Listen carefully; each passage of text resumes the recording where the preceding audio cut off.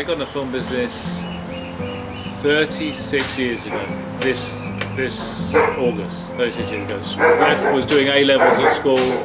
My passion was making movies, and I gave up my A-levels halfway through as I got a job as a runner, running around Soho with cans of film. Just left school and started there 36 years ago. So that's all I've ever done. If someone offered me another job, I couldn't do it. That's all I've ever done is making movies somewhere or another. So, you know, I did a couple of big movies like Cry Freedom with Denzel Washington and Gorillas in the Mist with Sigourney Weaver.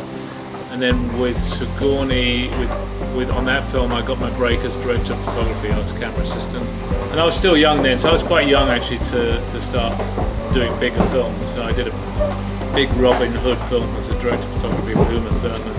I was only 28, so in those days, there's a lot more 28-year-olds doing it now. But I was still young, so they loved me doing music videos. So I ended up doing all of U2's music videos.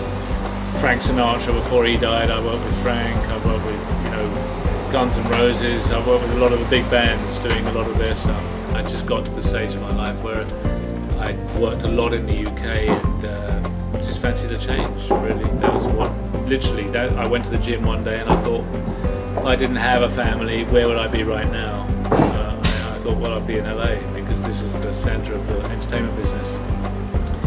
And so I came home and discussed it with my wife, and we all felt it was, you know, we're game for the change, and the kids were the right age. So, and then I worked with Tom, who's another producer, he said, well, why don't you go for a green card, EB1? And I said, well, I don't think I can get one. I've spoken to my lawyer. He said, no, there's no way you can get one of those.